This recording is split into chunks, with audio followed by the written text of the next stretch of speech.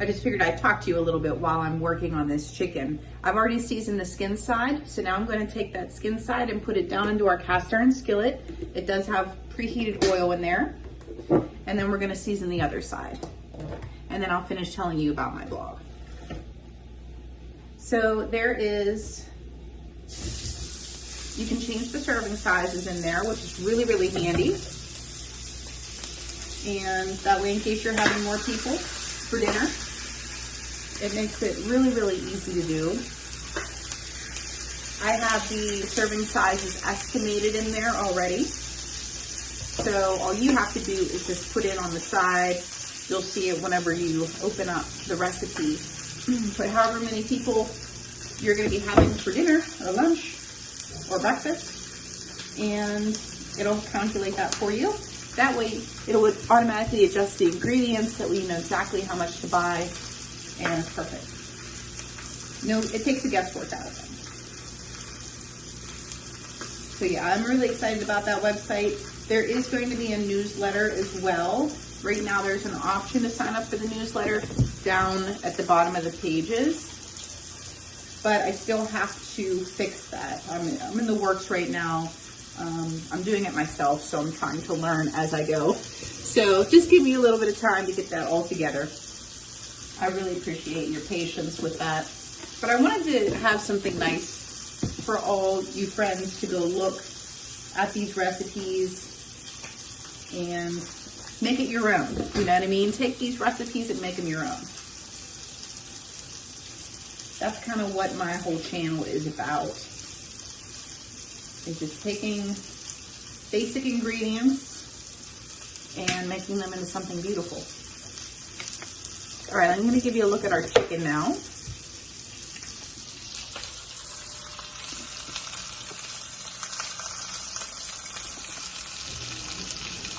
Coming along nicely. I'm going to let this sear. So all we're trying to do is just get some real good color on our chicken here.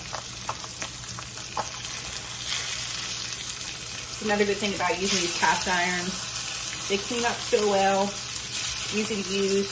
You can use them on the stove top, pop them in the oven, they don't get destroyed. It takes a lot for these to get destroyed.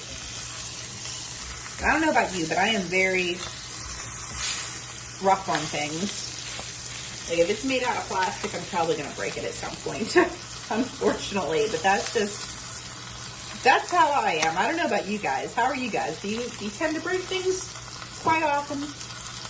Or is that just me?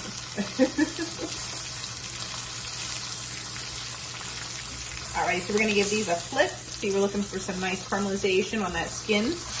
Now, like I said, once these are done in the oven, we're not going to be, give that just another couple minutes just to get it a little bit more.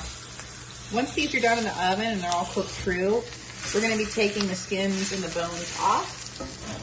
The reason why we're leaving them on for the cooking process is because it'll actually infuse more flavor into your dish and your meat. Anytime you have bones or skins in something. Doesn't mean you have to have it in your finished product, but it's nice to have it in the cooking process because the bone marrow itself has so much flavor that impacts your dish quite significantly. So I recommend doing that. Plus, it's a cheaper cut of meat because not a lot of people want to go to the process of deboning and taking the skin off of their protein. But I would definitely recommend it for flavor. Flavor-wise is amazing. And if you really wanted to be a little bit more frugal, you could take all of these bones, you could put them in a freezer bag, and every time you work with chicken or even turkey, you could take the bones, put them in that freezer bag, and then when you have enough to make chicken stock or poultry stock, whatever it is, you can throw it into a stock pot with some water and seasoning and keep that on a boil almost all day long, and then you got yourself a really good stock situation. Alrighty guys, so I'm just going to keep searing this off. I'm flipping it over now. I wasn't happy with the first flip, so I just let it go for a little bit more. You're probably looking about 4 to 5 minutes on a mid-high on both sides. And then, like I said, we're just gonna throw this in the oven on 350. We're gonna wait until it's all cooked through. I'm not putting any liquid in here or anything. I'm just gonna let it roast. It usually does a really good job, like I said, especially when you keep that fat on there, because that fat layer is gonna add some moisture to the meat, as well as, yeah, it's just gonna keep it moist, keep it from drying out. And instead of me adding stock, I don't really want to poach this meat. It'll also give that roasted texture and flavor, and it's gonna be yummy. So yeah, so this is stage one. Now you can, if you don't want to do this on the stovetop and in the oven, you could very well season this chicken, put it in your crock pot, and let it cook. You could probably get away with high for 4 hours. I think that would be enough, and then until it's fall apart tender. I just didn't want to take that amount of time to cook this. This is really going to just be like, we'll say 10 minutes on the stove top, and then in the oven, I'd say probably another 30 minutes. So we can wrap this chicken cooking process up with under an hour, whereas the crock pot would be significantly longer. But by all means, if you want to do this the night before in the crock pot, put it on low for 8 hours, and then when you wake up, boom, you got your chicken. And all you got to do is debone it, de-skin it, and then set it aside, and then we would jump to the next stage of the recipe. So guys, I'm going to be back here with you once our chicken is all ready, and I've got all of our other ingredients laid out for our pizza ring. I'll see you guys soon. All right, everybody, so we are back here now. I have our 2 chicken quarters in here in our bowl. I took the skins off and deboned them. Now your chicken doesn't have to be 100% cooked, so, because it's gonna cook again. And actually that's what I kind of like to do, is undercook it by maybe just 3 minutes, I think would be good. So you are gonna see a little bit of pink, especially in your dark meat. And I'm just taking 2 forks and shredding it up right now. I've also diced up some purple onion, bell pepper, mushrooms, and then we're gonna rip some spinach and put it in, and then I shredded about 1 cup of some pepper jack cheese. You can put whatever you like in these, it's interchangeable. It's just like making a pizza. You can put whatever toppings you want on there. And next to that, we're gonna add some barbecue sauce and a little bit of hot sauce, and then some minced garlic. And then I'll probably top it off, all off with some salt and pepper, because we want to season the vegetables that we're putting in there as well, even though our meat is seasoned. So once I get this shredded, all we really have to do is put everything in this bowl, mix it up, and then it's ready to go. And then our stuffing mixture is ready. Basically, the hard work is already done for us. And as I'm going through the chicken, I'm pulling out any gristle or anything I may have missed. Getting rid of all that. I wanted to get dinner with, you know, at least prepped and ready to go in the oven earlier today, because I'm a little tired today, and I know we all have those days where if we get a little too tired, we don't feel like cooking. So that is what I'm trying to avoid not cooking. So I figured I better prep this in advance. And what I'll do is because this isn't gonna take very long to bake in the oven. So it's just gonna bake at 350 for probably about 20 minutes, maybe a half hour.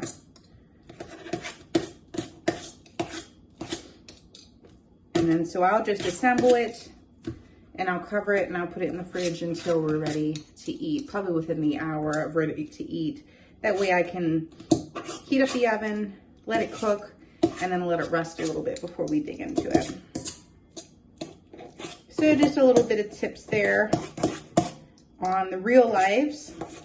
You don't want to be too tired trying to cook. Okay, here we go. So let me give you a shot of what our chicken looks like now. Okay, so we're all shredded up here. And now I'm going to season this up with our barbecue sauce. You can use any barbecue sauce of your liking. Okay, we got some Red Hot.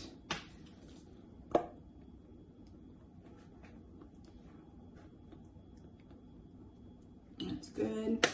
And then we have some garlic here, minced garlic. Next, we have all of our veggies, like I mentioned before, and our cheese. So we have our purple onion, mixed bell pepper, some portobello mushroom, any type of mushroom you like. Even if you don't want it, you can omit it. And then I have about a cup of some pepper jack shredded cheese here. So I'm just gonna pop all this in our bowl.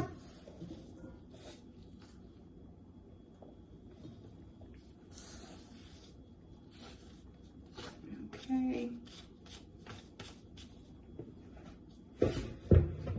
And then we're going to season this with some salt and pepper.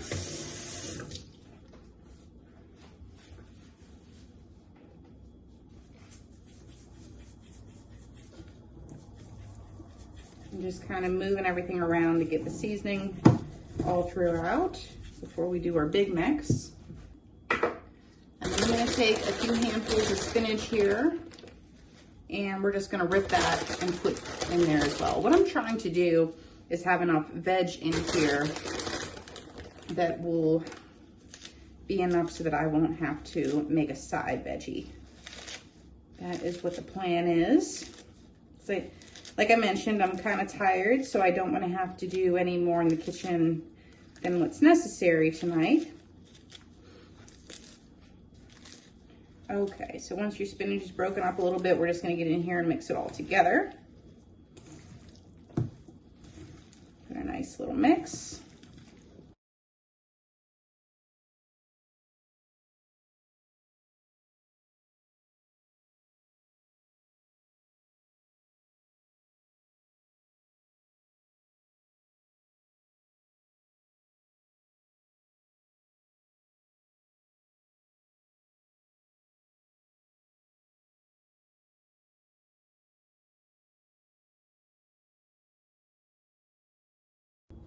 Okay, everybody, so we are back here. I have a little glass dish on our parchment paper, and I sprayed this with some pan so that they won't stick. I'm just gonna get our crescent rolls out of the tubes.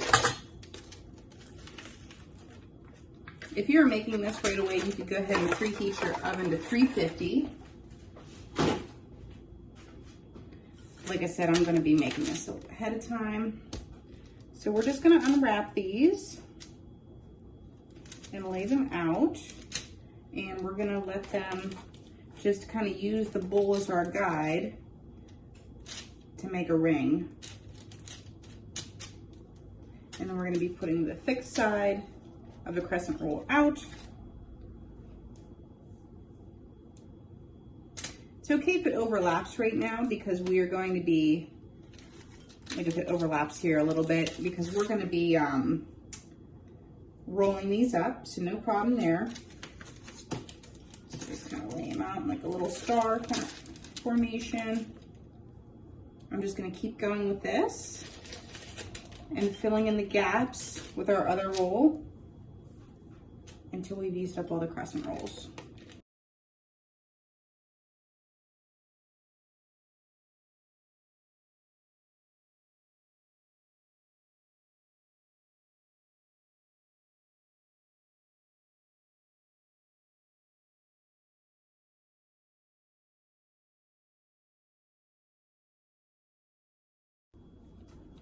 All right, everybody, so here we are. I have put all my pieces down. I'm just giving this a nice little flat, making all these pieces, just pushing down flat around the bowl to make all the pieces come together. And we may have even mixed up a little bit too much, but that's okay. I'd rather have more filling than not enough. So now I'm just going to spread out our filling around our bowl here.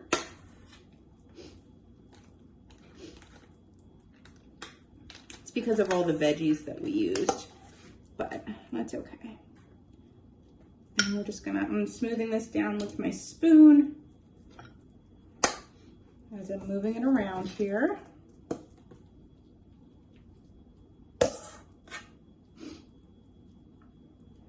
Looking like a little wreath or something.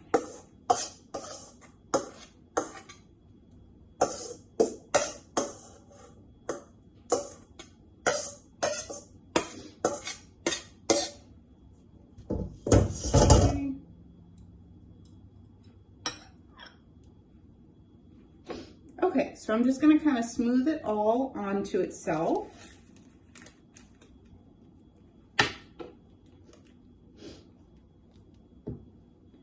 Alrighty. Next, I'm just gonna take pieces of it. I'm gonna try to shimmy out this bowl now, because we're done with the bowl. We can wash this for later. And now what I'm trying to do is give this a little bit of a pull and pull it all the way onto the inside. And then attach it to the bottom part of the dough on the other side. And then we just keep doing this all the way around. And it's gonna look really pretty once it's baked.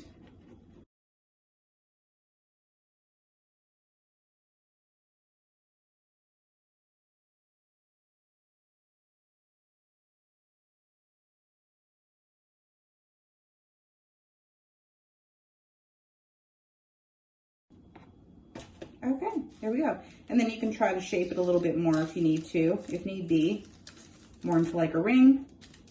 There we go. So now I'm gonna wrap this up with some cellophane, and then I'm gonna keep it in the fridge until we're ready to bake it. So here we are with our pizza ring. I baked it at 350 for about 40 to 45 minutes. I did have a little bit of juices, and I think from the sauce spilt, you know, it cooked out. So I just took paper towel with some tongs to kind of sop it up in between the cooking so that, you know, we could get nice crust and flakiness on our croissants. So I hope you guys enjoy this. Please like, share, and subscribe, and I'll see y'all on the next one. Bye, friends.